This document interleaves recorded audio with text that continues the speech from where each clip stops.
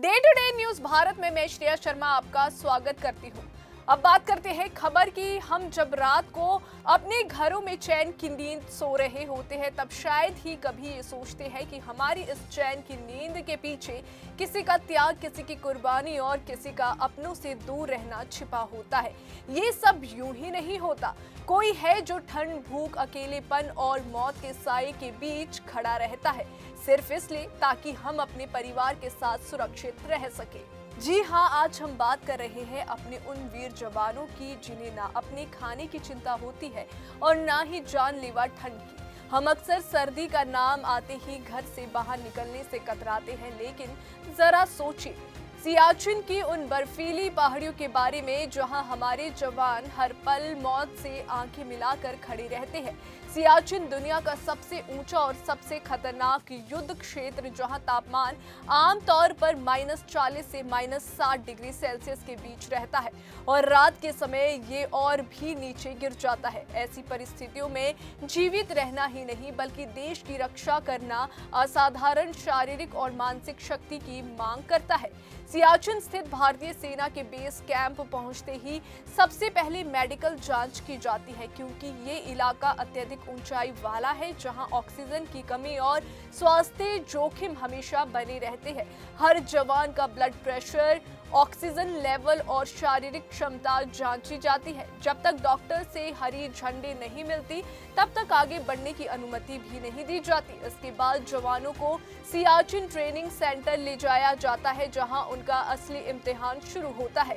यहाँ तैनाती से पहले 21 दिनों का कठोर प्रशिक्षण अनिवार्य होता है। इस दौरान जवानों को अपने शरीर और मन को ऐसी परिस्थितियों के लिए तैयार करना पड़ता है जहाँ हर सांस एक चुनौती होती है।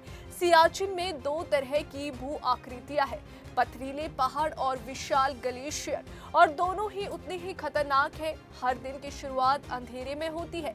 जवान भारी सामान के साथ उबड़-खाबड़ पथरीले रास्तों पर लंबी दूरी पैदल चलते हैं। इसके बाद खड़ी और आसमान ढलानों पर पर्वतारोहण कराया जाता है, लेकिन असली परीक्षा तब शुरू होती है जब वे ग्लेशियर पर कदम रखते हैं। -40 डिग्री की कड़ाके की ठंड में और ग्लेशियर के भीतर -60 डिग्री तक गिरते तापमान के बीच जवान बर्फ की विशाल दीवारों में चढ़ते हैं। हर कदम फिसलन भरा होता है, हर सांस भारी और हर पल जानलेवा। सियाचिन में दुश्मन से ज्यादा खतरनाक है प्रकृति। आपको बता दें कि खराब मौसम, अचानक आने वाले हिमस्खलन और गहरी बर्फीली दरारें कई बार जवानों की जान ले चुकी है। इसी खतरे से निपटने के लिए हर सैनिक के पास एवलांच विक्टिम डिटेक्टर यानी एवीडी होता है, जिससे बर्फ के नीचे दबे जवानों का पता लगाया जा सके। विशेष बचाव दल लगातार अभ्यास करता है कि किसी आपात स्थिति में कैसे अपने साथी को मौत के मुंह से खींचकर बाहर लाया जाए। इन तमाम शारीरिक चुनौतियों के बीच सियाचिन आस्था और विश्वास की भी धरती है।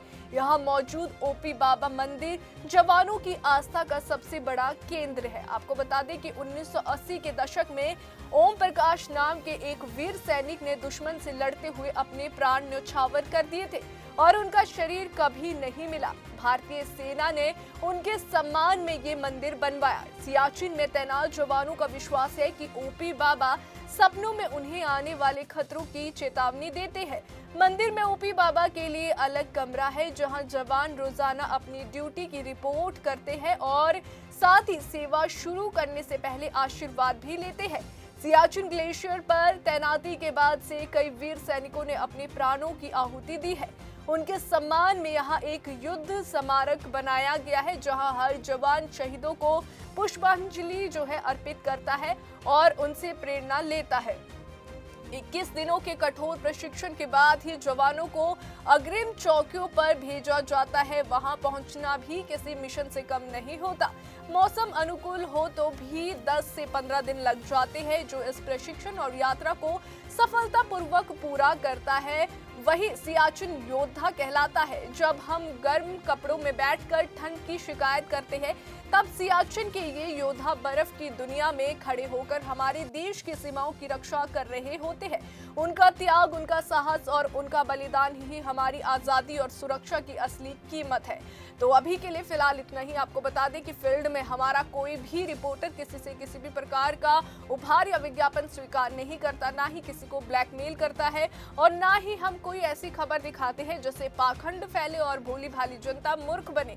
तो अभी के लिए फिलहाल इतना ही। देश और दुनिया की ताजा खबरें जानने के लिए देखते रहिए day to day news Bharat और हमारे चैनल को लाइक, शेयर और सब्सक्राइब करना ना भूलें।